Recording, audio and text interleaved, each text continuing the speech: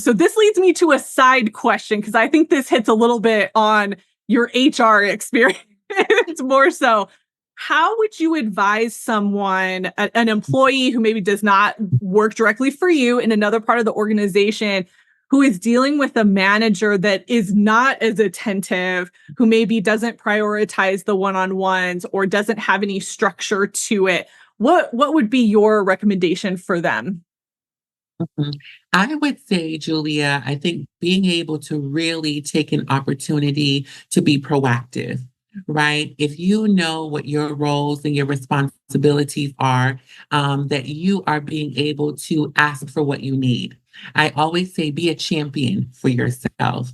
So, although your manager may not be one that is able to sometimes open the door, I think that you create space and you ask for that space, and you Mhm. come prepared. So don't just come waiting for them to, but come in a format that allows you the ability to be able to say, here are some things that I need, here are some questions that I need. And then it allows you the opportunity to really be able to drive impact for yourself, right? And really be an Mhm. advocate.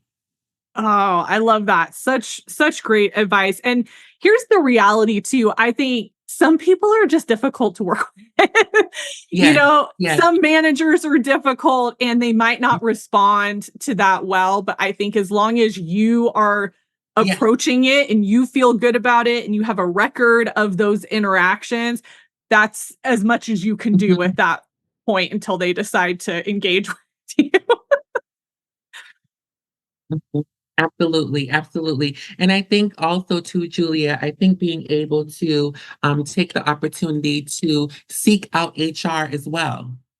So if you potentially need some support, seeking out HR for guidance, because every culture is a little bit different, right? Mhm. So if there is a culture where you need support and you're not comfortable, what's your chain of command, right? Mhm. I think following that is really supportive as well. Some people don't have the courage in the moment, Julia, to also say send an email, right? But the number one thing that I always tell individuals is you have to advocate for yourself and help your leader help you. Sometimes leaders don't know, meaning that they don't have it. You need to give them the opportunity to adjust, learn, grow to support you.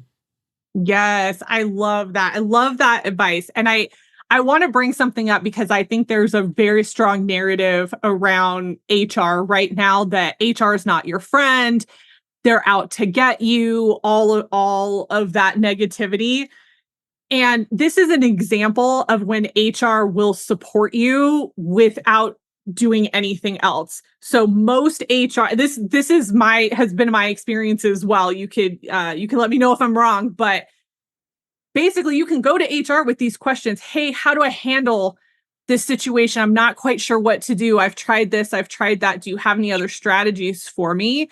Most of the HR Mhm, people that I know and that I've worked with, they're very open to that. And they're not going to run to your manager and say mhm, something. That's generally a confidential conversation because they see that you're trying to figure it out on your own. They don't go generally to the manager until there's some kind of complaint that's formally filed. And then that's a whole other situation. Am I right on that? absolutely.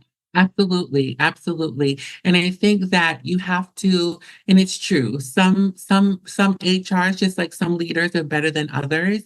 But I think the way that you advocate is you have to make an attempt, right? And that's showing that you've made attempt for yourself. Mhm. And I think when you go to HR only for the problems, I think that you don't allow the organization, you don't allow a leader the opportunity to potentially support you in a better way. So I think that it's being open. You have to give it a try. I say, quote unquote, innocent until proven guilty, in the sense that unless you try it, you don't always know. And I think that's really important.